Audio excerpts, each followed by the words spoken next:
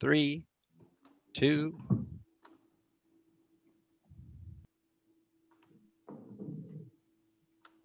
You're live. All right, I think we're about ready to get going here. Good morning, everyone. My name is Tommy Johnson. I'm with the Portland Regional Chamber of Commerce. Welcome to Eaton Peabody's Growth Basics for Business, our monthly breakfast seminar series, which provides a forum to gain useful, do-it-yourself workplace solutions and insightful, actionable tips. We are recording here. So before we get started, I just want to make a few mentions. As we near the end of our 2020-21 event season, there's only 2 more of these events left. And as we look forward to returning to in-person events in the fall, I want to recognize and thank all of our virtual presenters over the past year plus. They've really been outstanding. And so is today's topic, transition planning in small business. It's being presented by James Higgins of ChenMark, and we're very fortunate to have him with us today. Now, like all Chamber's virtual signature events, today's presentation is free and is being recorded and will be made available for free replay on the Chamber's website and YouTube page. To keep up to date on all the Chamber's news and events, please visit our website, portlandregion.com, and check out our events page and sign up for our weekly email newsletter. Before we get to today's presentation, I'd like to ask you all to mute yourself, and if you wish, you can have your cameras off, but if you do have questions for our presenter, please type them in the chat over on YouTube, and I will be taking those questions and parlaying them over to our presenter throughout the program. We're going to try our best to get those questions mixed in so it's more conversational, but we'll do what we can with just the 2 of us lobbying questions back and forth to one another. But at this point, I'd like to take a second to acknowledge our presenting sponsor for Growth Basics for Business, Eaton Peabody. For the past 3 years, Eaton Peabody has been the exclusive sponsor of this series. And I'd like to invite Marketing Manager Nate Levesque to say a few words. Nate. All right, thank you, Tommy. Let me just share my screen real quick.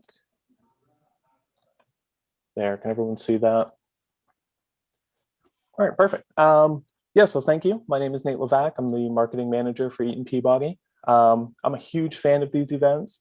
I think I've attended every single one of these, and I always walk away with something new. So I'm looking forward to learning something from James today. For those of you that do not know Eaton Peabody, we are a full-service Maine law firm. We have about 50 attorneys, and we serve clients from offices in Augusta, Bangor, Brunswick, Ellsworth, and Portland. We assist companies of all sizes, so whether you're an established financial institution or a small business just looking to gain traction, we can help you out. Here I have a list of our practice areas and our industries. You can learn more about what we do on our website, eatonpeabody.com, or follow us on LinkedIn and Facebook. We are Eaton Peabody on LinkedIn and Facebook, and yeah, just to keep up with legal updates and more events like this. All right, thank you.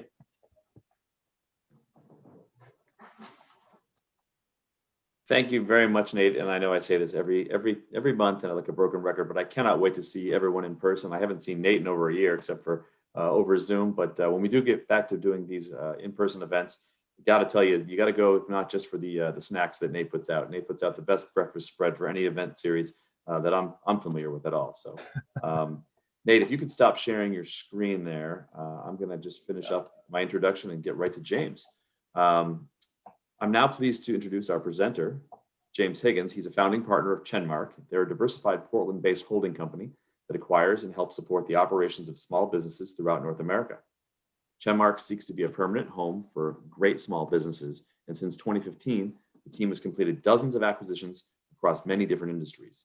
At ChenMark, James focuses on capital allocation, operating company oversight, and running the firm's internal leadership development and shared services teams. James, welcome. Thanks very much. And yeah, thanks very much, Tommy and Nate, for having me today. And great to be with everyone with the Portland Chamber. I'm going to share my screen here. Can everyone see that all right? No. No, all right.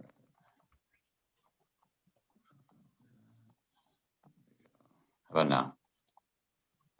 Yep. Better? Okay, cool. Great. So the topic today is transition planning in small business in particular, but sort of business generally. And so they're what I'll do is spend a little bit of time introducing ChenMark and sort of my background, and get into the specifics of sort of our experience with small business transitions. Generally speaking, we've been on the buy side, so we have the sort of benefit of going through this process with many different sellers over the years. So hopefully we can share a little bit of insight and sort of demystify the process. As Tommy mentioned in the introduction, ChenMark is a holding company that is family run. It was started by my wife, my brother, and myself. We acquired our first business here in Portland, Maine, and that was back in 2015. And today we own 6 different operating subsidiaries that sort of nest under the overall ChenMark umbrella. We've also done a number of other smaller deals where we have absorbed a smaller operation into one of those subsidiaries. So I think I was looking at these stats the other day. We are in the process of completing our 24th acquisition since we got started. So we've had the benefit of a few reps in the sort of business transition sort of acquisition area. We focus across many different industries and across many different geographies. We have operations in several New England states and also in Canada. And as part of our acquisition efforts, we look at on the order of hundreds of businesses on an annual basis. Generally speaking, we try to acquire 1 to 3 companies a year, but a lot of that depends on fit and making sure all the various details line up correctly. I think we're a little bit different than most traditional sort of acquirers or financial buyers of companies. We can get into what that means a little bit later. But the big difference for us is that we when we buy companies, we intend to own them essentially indefinitely. So we want to be a permanent home for small businesses and slowly build our firm over the long term. So why are we here today? What's the goal? So the first thing, so essentially, you work hard in your business, you put in the hours, you grind away, and everyone wants to know, how do you get from being this guy to feet up on a hammock on the beach somewhere? And it sounds pretty simple, right? But when you dig into the details, there's a lot more that goes into the transition than just beaches and sunshine. So, we want to be thinking about sort of the holistic picture that involves sort of securing financial assets for retirement, making sure there's freedom after any type of transition to pursue interests. We want to make sure we're being aware of the impact that a transition would have on an employee base. There are legacy concerns to think about, both in terms of your own and in terms of what the outlook is for your business after a transition to somebody else. And then there's estate planning, right? So what's the impact, not just for yourself, but for multiple generations over time. And what's interesting to us as we've looked at the data, but also experienced this dynamic ourselves, is that pretty much most business owners will agree that, and the studies show that the majority of a small business owner's net worth is predominantly tied up in their business. It makes sense, and that's been the kind of core focus for the majority, if not all, of a business owner's career. Also, transitions take time. We'll go into a little bit more detail on exactly kind of what the different steps are and exactly how long those different steps take a little bit later on in the presentation. But we're talking on the order of years to sort of fully put a plan together and let it play out. So you'd think that given the net worth piece and the time intensity piece, that people would be pretty focused on this. And studies show that about 84% of business owners agree that the future of their company and their transition plan is important. However, the studies also show that over 60% of business owners don't have a plan and haven't really thought about when to sell, who to sell to, what that process should look like. And so they generally feel unprepared.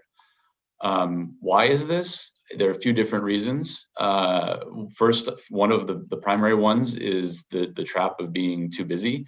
This is one that I mentioned, that we do a lot of acquisitions. We also operate all the and help operate all the businesses that we acquire. And, look, we get it. There's a lot going on. There's always a fire to put out. One of the things that we talk a lot about internally is this sort of 2x2 Eisenhower matrix of important versus urgent. And I think the transition plan for a business falls squarely in this important but not urgent bucket. And unfortunately, a lot of really important things end up here. At least they do for me and for our business. But a lot of times these things get overridden by important, urgent, or even sometimes urgent, not important things that sort of get in the way of planning for sort of the big events that maybe aren't on an acute clock. Other reasons why business owners don't plan for a transition. Look, it's an emotional process. It's an emotional process for any business owner individually. It's an emotional process for a business owner when you're considering the relationship that you have with your employees and how long that has and the length of time over which that's developed. And also there can be authentic and in some cases very real concern about what might happen to the business if you're not there. Generally speaking, a business is sort of grows up around the, and by virtue of the own efforts of the founder.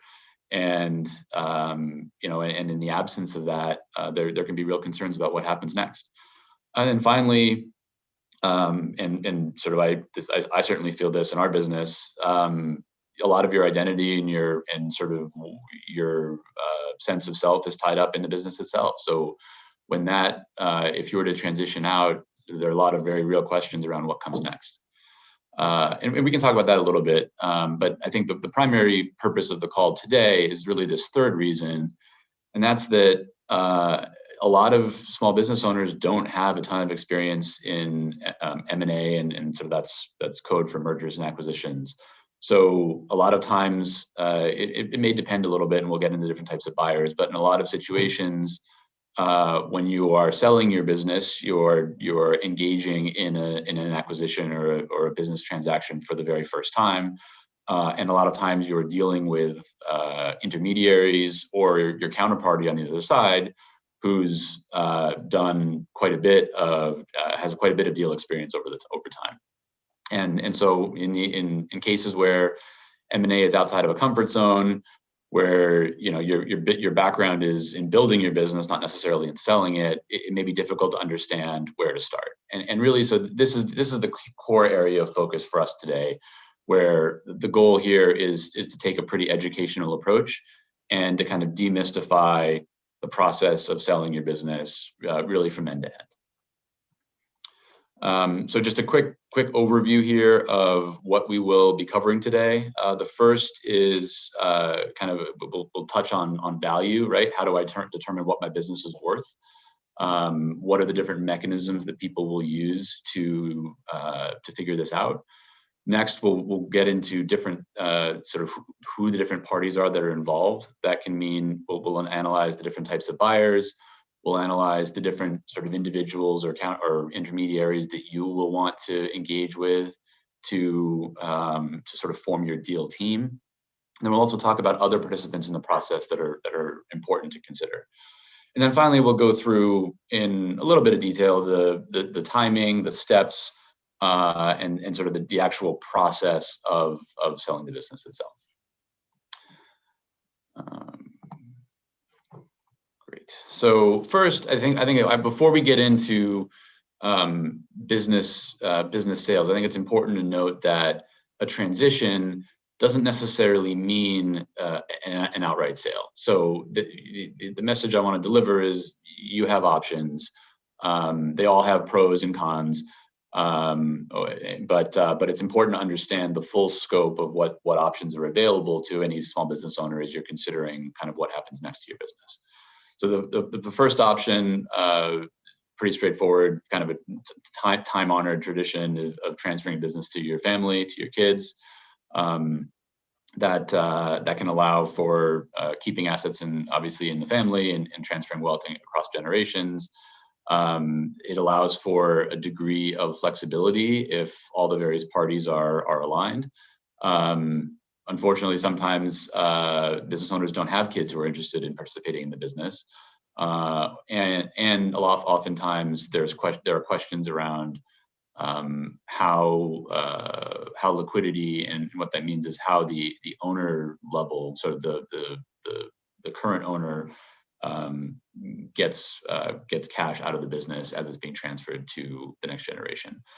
Next would be a management buyout. This is sort of a similar flavor. The idea would be that you're selling your business directly to your senior team or someone on your senior team. Again, this ensures a fairly easy transition and a fairly smooth transfer to folks who understand the business and have probably worked in it for a very long time. It does raise questions similar to the transferring to kids around structure, financial capability. Can the deal happen, with only those individuals involved? The next piece would be ESOPs. This would be sort of a more formal version of a management buyout that would include sort of more employees. There are tax advantages to this. There are advantages in terms of including your broad employee base in the ownership of the company in a structured and sort of well-organized way. It does bring up some complexity issues and some timing concerns. So really the crux of the conversation today is focused on an outright sale, which is where I personally and our firm has the most experience, and where the majority of business transitions, the sort of shape the most business transitions take.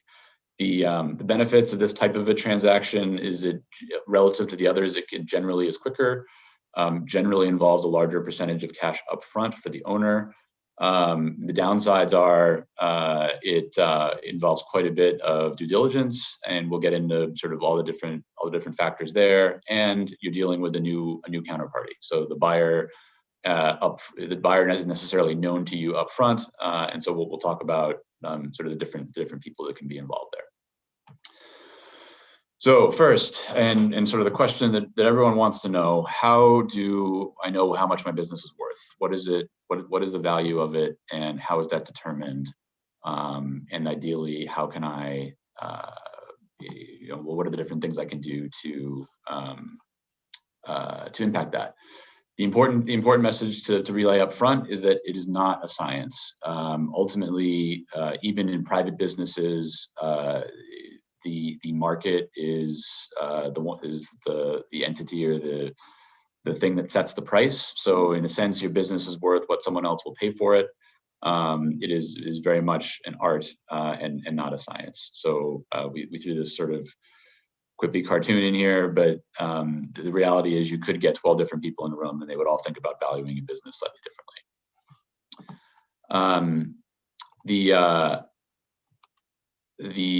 Generally speaking, there are two ways to think about valuing a company. The first is what we generally call an asset-based approach, and this would be focused on a company's balance sheet. So the idea is here we would want to be looking at the total value of the fixed assets, and in some cases the intangible assets to the extent those exist, and determining essentially the liquidation value of the business. So if I sold off all the assets, wound down the business, sort of how much money would that get me? And generally, so essentially what we're looking at is the asset base and using that to determine valuation. The alternative would be something that would be called an earnings-based approach. Here, instead of focusing on the balance sheet, we'd be focusing on the income statement. And generally speaking, the method here would be to look at a multiple of run rate earnings. We'd work to determine sort of what those run rate earnings are, and I'll speak to that in a second. And essentially, in this approach, what we're trying to answer is the question of what is this business going to generate from a cash flow perspective over the long term, and what should I be willing to pay today in exchange for that long-term stream of cash flows?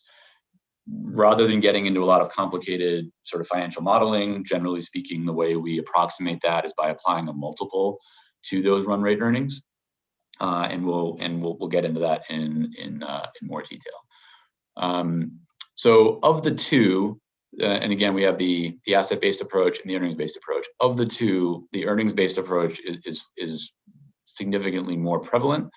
And a buzzword that I'll introduce here that is worth understanding is a sort of bit of financial jargon called EBITDA, which stands for earnings before interest, taxes, depreciation, and amortization. It is essentially a fancy way of approximating this run rate earnings concept that I mentioned on the previous slide. Now, importantly for small businesses, generally speaking, what we're looking at is not just EBITDA, but an adjusted EBITDA figure to account for any expenses that are flowing through a business that aren't strictly speaking either related to the business or aren't likely to recur. So remember, the goal is to understand not what the earnings are today or what they were last year, but it's really to understand what the run rate earnings power or sort of earnings stream of the business is going to be. And so what we want to do is normalize financial information to sort of approximate what that run rate is. So these non-business, non-recurring expenses, these are typically called add backs. They generally add complexity to a transaction, and so I'll dig into sort of how that works in a second. So here's a snapshot of a kind of a hypothetical scenario that sort of illustrates what this add back thing is that I'm talking about. So the idea would be, hey, look, we all get it. You run a small business. In a lot of cases, your business is essentially an extension of your life. And so there can often, what we often see at least in our experience, is that there are a number of expenses that might run through the company that aren't strictly speaking related to the business. So here we have a salary for a spouse who maybe participates to a certain extent in the business, but maybe not but maybe isn't essential to the business for going forward. Maybe there are discretionary bonuses that were paid that maybe wouldn't recur if the business transferred. Maybe there's a personal vehicle. Maybe there are other personal expenses. And so the temptation is to take sort of a low net income figure and then analyze all the expenses that are running through the business, and add those back to get to an adjusted EBITDA figure. And assuming a buyer was able to verify all of these different expenses, that could translate into a meaningful business valuation. Generally speaking, these expenses are difficult to verify, and as a result, what can happen is a buyer will be less interested in sort of giving credit for these various expenses unless they're able to be verified. And so as you move through a financial diligence process, that can have the impact of actually reducing your overall valuation over time.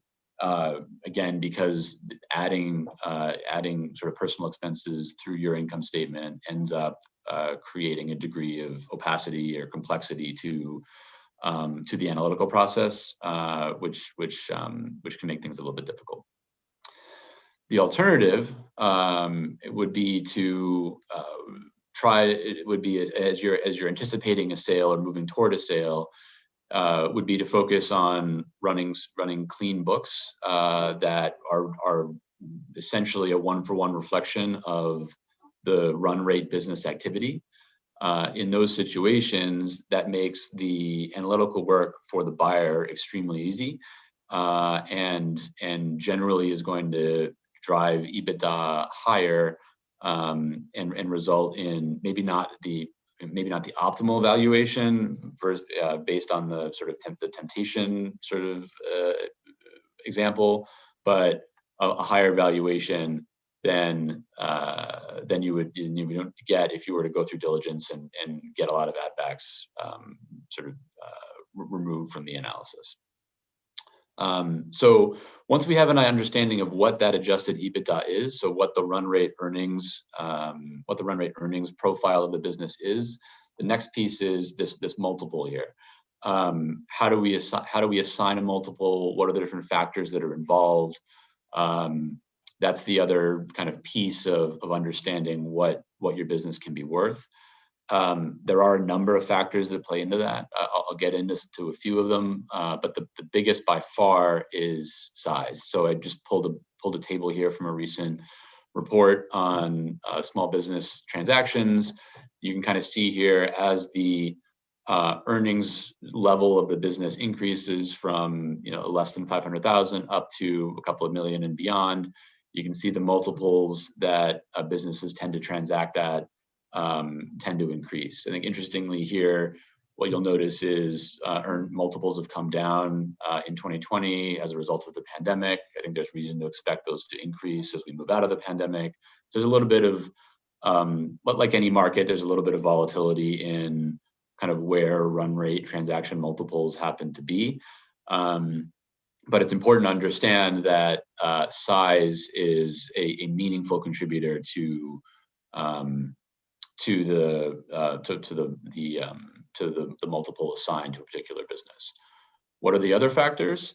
A lot of those have to do with an analysis of the sort of underlying structure of the business, in particular the pieces of the business that will carry with the company after a transition or after a transaction. I don't know how many Marcus Lemonis fans we have here, but he in his show The Profit, he uses this sort of people, process, product framework that I think is very applicable for this for this exercise.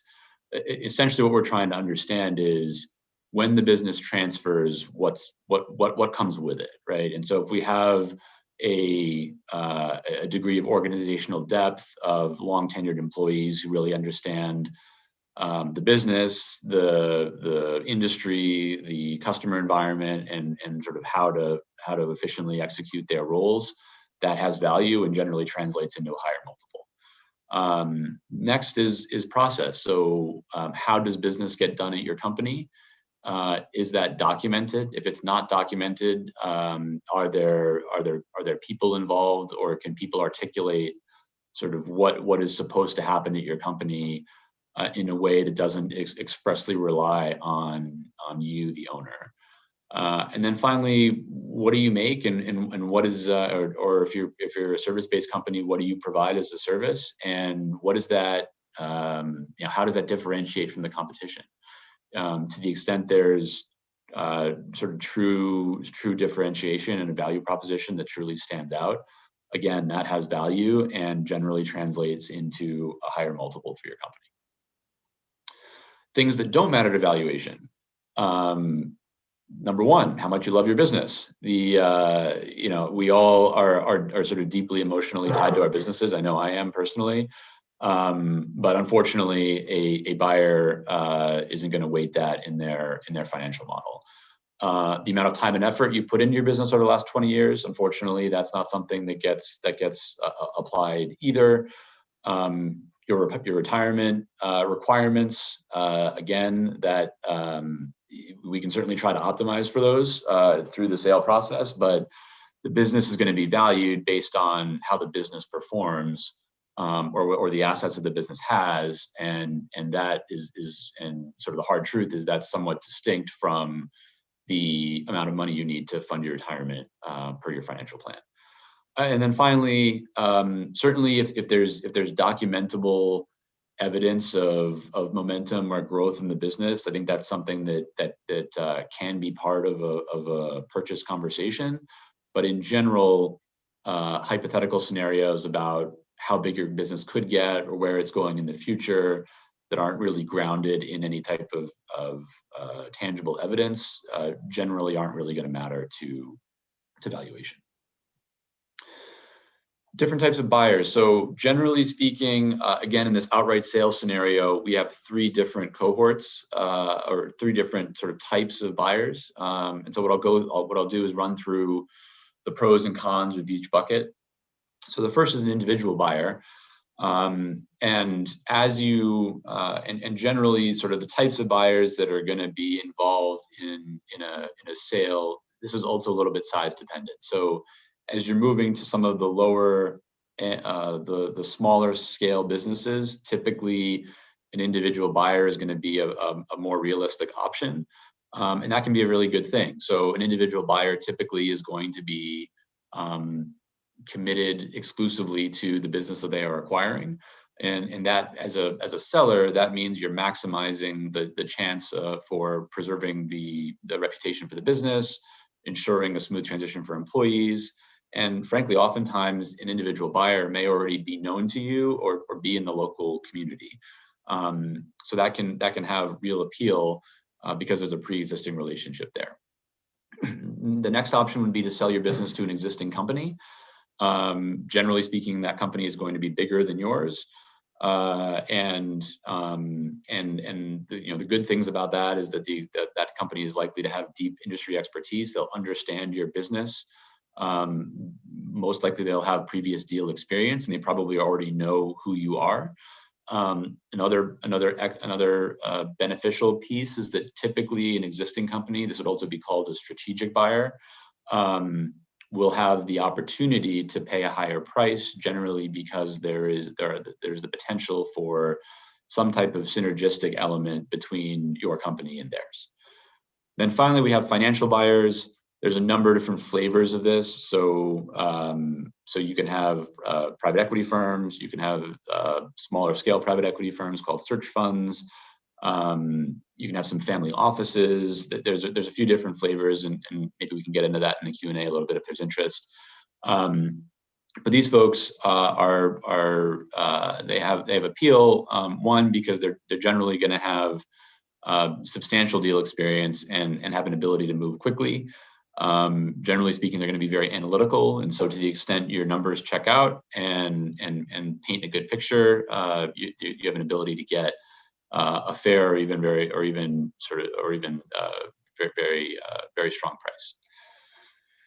In terms of cons, same group. The downside for the individual buyer. Remember, the upsides were, hey, they tend to be local, tend to be sort of exclusively committed to your business.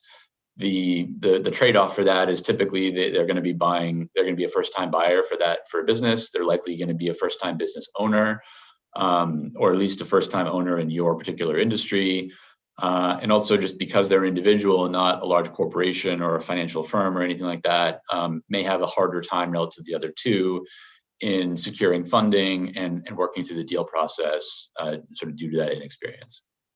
For existing companies, the benefit that we mentioned was the potential to pay a higher price on account of synergy potential.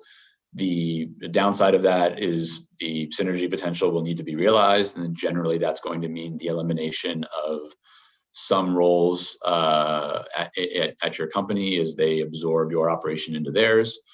And as they absorb your business into theirs, that also means that your existing brand will likely go away, if not right now, at some point in the future. Again, that isn't always the case, but is fairly frequent. And so if that's important to you, and if that's an element that's under consideration from a legacy perspective, that's an important thing to consider. And then we come to financial buyers. Again, some idiosyncrasy here that we can get into in more detail if there's interest.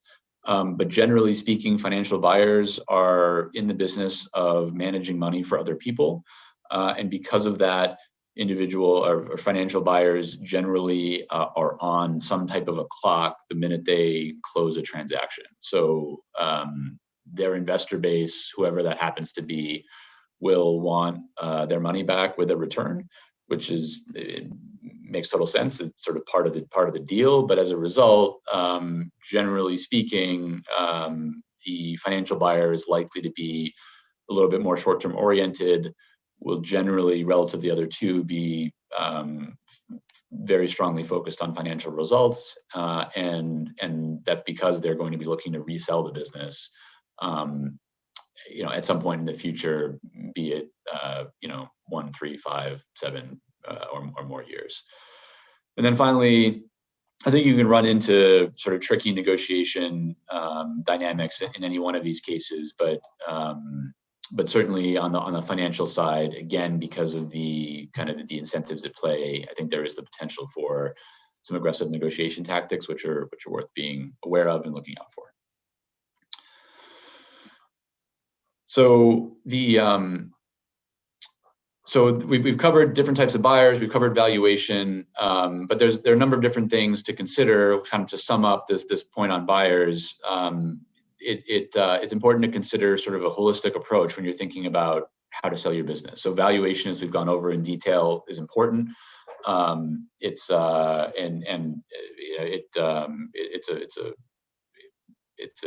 key factor in the entire equation, but there are other factors that in some cases can be equally important, or if not more important. The future for your employees and the legacy of your business is a crucial factor to consider. The experience level of your counterparty, both in your industry and in terms of getting deals done, is an important factor to consider. The ability to close. So if you come to terms on a price with a potential buyer, does that buyer have the ability to see the deal to completion and get it done? And then finally, negotiation style. Sort of what's the dynamic of working with the other side? Any transaction is a big deal. For you, it's a sort of monumentous life event, and so who you engage with during that process and sort of what that sort of interaction looks like is an important thing to consider. So I think the one thing that I'll highlight here is while the best offer can certainly be the one that has the highest price, oftentimes what we see, at least in our experience, is that the best offer is one that has some blend of all these factors and may not necessarily be the highest price, but may be the best overall option for what you're looking to accomplish with the transition. So once we've got a valuation and we've thought about kind of the different types of buyers, the next piece that it's important to consider is who you're going to get on your team to help you through this. And there's three main intermediaries or counterparties that are important to consider. The first is a broker. Not every deal has a broker involved, but brokers can be extremely helpful, not only in building the market for your business and helping to identify potential buyers, but they can also be a bit of a river guide for a seller and help educate you and your family even on what the deal process looks like and what to expect at each step of the way. Next, finding a really good lawyer is important. That improves the efficiency of a transaction, especially if they can work well with the lawyer from the other side. And a good lawyer is important because that will help protect your interests in the transaction. Importantly, M&A experience here is extremely important. The M&A law, mergers and acquisitions law, is different than, say, real estate law or family law. And so finding a lawyer who has experience in this particular area is a crucial piece. And then finally, it's important to make sure that you're interacting very closely with your accountant upfront, sort of as the deal process is beginning. This can be crucial to present a clear financial picture for the company, to kind of go through a lot of the sort of add back analysis that we talked about and understand what steps may be necessary to make sure you're presenting the best possible picture for your company financially. During due diligence, as different buyers are investigating the sort of details of your business, your accountant can be invaluable in helping answer questions and presenting information in an organized way. That takes a lot off of your plate. And then finally, for post-closing, your accountant will be crucial in helping you understand what the tax implications of this transaction are going to be, and probably in concert with any financial advisor that you have can help plan for can help with estate planning matters for post-closing as well. But there are also other parties that are worth considering and are just worth being aware of. The first are external parties, and this really has to do with where the money comes from to support the acquisition. So, you've got a deal on the table, you found a buyer that you like, you've got your deal team all assembled, you've got a valuation set. Now we need to figure out, all right, like how is this deal going to be funded?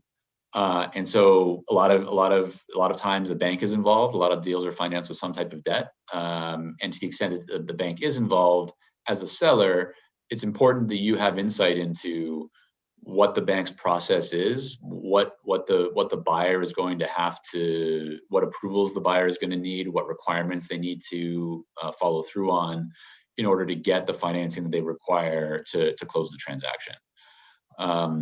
Also, most deals aren't financed exclusively with debt. There's an equity piece as well. If the seller is supplying all of that equity capital themselves, then that can be fairly straightforward. But particularly where financial buyers are concerned, if the equity capital is coming from a third party, it's important as a seller for you to understand what the approval process for that equity capital is, and that can vary quite a bit. But understanding what sign-off is required can help you understand, what potential roadblocks may exist as you move through the deal process. So these are other external parties, but it's also understand other internal parties. So you may be going through this as the business owner, and you may have family in the business, you may not. But regardless of your broader family's involvement, this deal or any transaction is going to have a meaningful impact on the whole family. And so it's important to think upfront about what role you want them to play. Are there people in your family that you want to turn to for advice, that you'd want to pull into your kind of inner circle as you evaluate different options, and sort of what that communication framework looks like. And then sort of thinking more internally to the company, going through this process alone is time intensive, as we mentioned up front, and oftentimes very stressful. It helps to have family, it helps to have a deal team, but more than likely you're going to need some type of internal team as well inside of your company who you can count on, you can trust throughout the process, and you can help manage help sort of manage different requests that come in, because look, like you have to keep running your business while this whole thing is going on in the background. And so I think it generally makes sense to have a pretty small internal deal team. I think managing sort of confidentiality and sort of managing who's in the know about a potential transaction is important. But for a few people who you really trust, it probably makes sense to think about bringing them in on the deal early, so that they can sort of be an aid to you as you move through the process. All right, deal process and milestones. So we know who the various players are. We understand how we're going to value the business and the different sort of pieces that may impact that equation. So let's talk about kind of what the actual end-to-end looks like. And so here we've laid out sort of the full end-to-end, from making the decision to sell, to selecting a broker, to bringing the company to market, to negotiating a price, and then finally to closing the deal.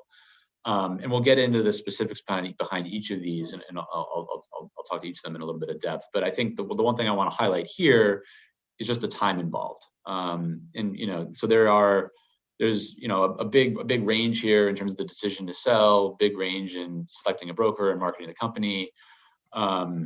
But importantly, at the outside, I mean, this can be a multi-year process. Certainly, deals get done faster, absolutely.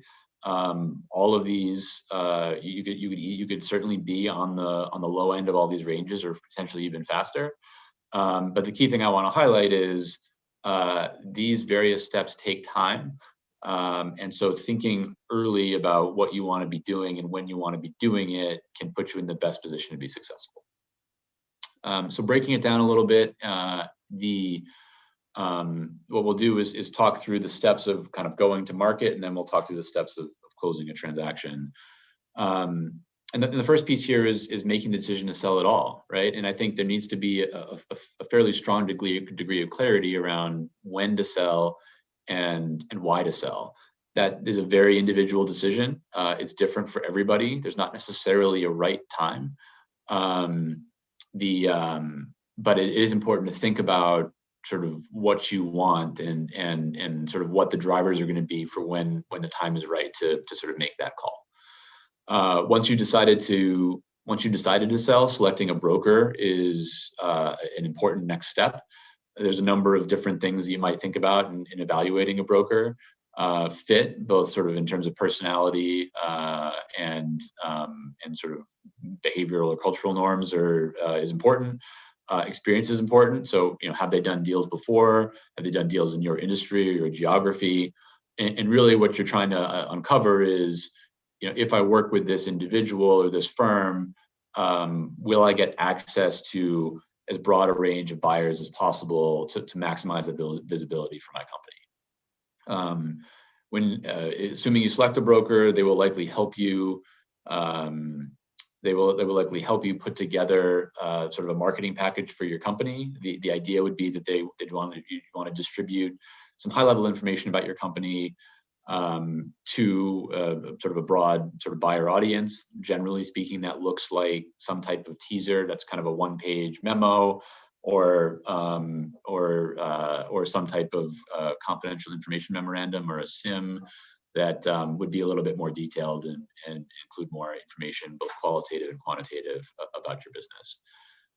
From there, assuming there's initial interest, that will lead to initial conversations with a few buyers. At that stage, I would say the analysis from a seller's perspective is to understand the background of the buyer, the experience that buyer has with executing transactions, the access to capital that buyer may have, right? Can they close the transaction?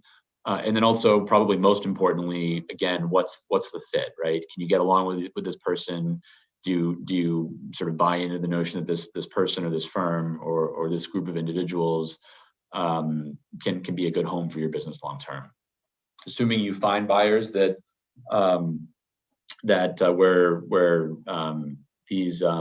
a lot of these sort of initial boxes are checked, you can sign a non-disclosure agreement, and this is sort of like unlocks the door to exchanging a little bit more detailed financial information about the business. Generally, this step is when the buyer would be sent the confidential information memorandum and can begin performing some initial analysis on the company. The next piece, assuming you get to next piece would be the negotiation of an LOI, where the buyer will submit a letter of intent, which will outline the valuation and structure for the business. Assuming you can come to terms, the buyer will then engage in a fairly detailed due diligence process. We can get into a little bit more detail on what that exactly means. Assuming the diligence checks out and essentially the business is as advertised, the next step would be to negotiate legal documents, which would generally consist of a purchase agreement and other ancillary documentation. And then the other piece to consider is financing. We mentioned a lot of times deals are contingent on either securing debt or securing equity, and a lot of times that can happen in concert with due diligence and legal negotiation. But it's important, as a seller, to understand what contingencies are in place and what the time frame is associated with that. And then finally, we once we get through all these steps, we can close the deal and it's done. So once it's done, kind of few final points here. There are some things that are important to consider for what happens after you sign on the dotted line. First, for the business, it's important to have a really clear plan on how we notify employees and customers, how we calm nerves, how we sort of and how you as the seller can help make introductions to key customers to assure employees about the future for their career and for the business overall. For yourself, and this would be ongoing during the deal process, but it's important to understand what your involvement in the business is going to be post-closing and what your role is. From a financial planning perspective, it's important to understand what your tax and asset management plan is. And then finally, it's important to think about what your post-closing obligations are going to be after the deal is done. And so any purchase agreement is likely to have some type of requirement that you stand behind the representations warranties in that agreement. So it's important to understand those, and also what, if any, operational commitments you'll have to the business after that deal is done. However, the most overlooked thing, and the thing we'll start to wrap up on, is what do you do next? So for most small business owners that we've worked with, they're driven, right? They're highly entrepreneurial and very successful, and a lot of times it can be difficult to as you transition out of the business, it can be difficult to figure out sort of what comes next. So I think, no easy answer here. Again, highly individual and idiosyncratic, but it's important to think about sort of what comes after selling your business and having a plan for that up front. So just to sum up, just quick checklist items here in terms of how to set your business up for sale. First, we want to think about priorities and kind of what's important to you. Think back to all the different factors that are involved in what makes the quote unquote best offer, and sort of how would you weight those for yourself. Second, it's important to get books in order and make sure that those are as clean as they can be and present as clear a financial picture of the run rate earnings of your company. There's some things you can think about doing if you've got time on your side to set up your company to be to sort of maximize that sort of multiple piece. And here we can think about management depth or diversifying a customer base. And then you'd want to think about what that deal process is going to look like for you in terms of who your deal team is and what the transition timeline looks like. Red flags, things to watch out for, things to try to eliminate in advance of a deal. First, financials that are complicated or confusing or that need a lot of explaining, that generally is going to correlate with lower overall value. If you're not sure that you want to sell or there's an unclear motivation, that's something to think through. And if you're not sure, it may be worth thinking, sort of reconsidering and thinking about sort of when the right time might be. And then finally, I think it's important to have a clear sense for what the valuation of your business is going to be, and sort of what the and to be willing to listen to what the market is saying about what that valuation level is. So with that, I'll just sum up by saying planning here is sort of the most important piece. If you can do it early and often, the better off you're going to be. So thank you all. I think we have a few minutes here for questions, and so I'll answer any questions that you have. Hey, James, thanks so much. I did put a couple of questions that were kicked over from the attendees down in the chat there. I'm not sure if you can see those. We do have a couple of minutes here to answer those if you have a sec. Can you see those down in the chat? Working on it. Hang on 1 second here.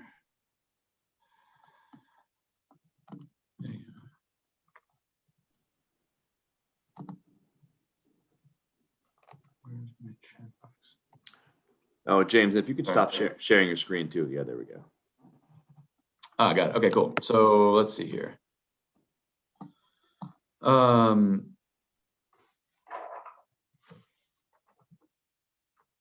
Do you have experience in transition with corporate, private, or employee-owned, family-owned type businesses? If so, what are the subtle differences working with each? So I would say typically, in our experience, we are dealing with, generally speaking, private, generally family-owned business. That's mostly our experience. I would say a lot of the content we covered in the presentation would apply to most types of these businesses. As you can tell from a lot of my commentary on the importance of sort of considering family, considering an internal deal team, that's all highly relevant for family-owned businesses. So, and I would say that doesn't differ too much from in terms of process, if you're dealing with employee-owned businesses or corporate-owned businesses, I would say incrementally, as you're moving in toward more of a corporate environment, I think the sort of nature of the transaction becomes a little bit less personal and a little less, I guess, intimate, and a little bit more sort of at the margin, a little bit more transactional. But a lot of the process steps are going to be very similar.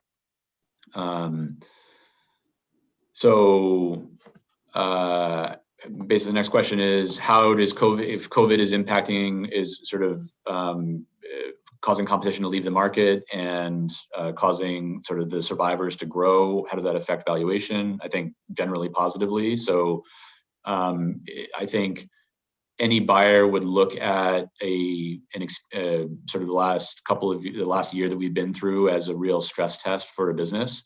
And to the extent that a business has come through that stronger and in a better market position than they were in previously, that actually should have multiple positive impacts, right? So to the extent you're growing the business and maintaining profitability, that should impact the earnings picture. So that side of the equation will go up. And then also, if you're in a stronger market position, and that's something we can a buyer could analyze fairly easily, that should have an impact on the multiple piece as well.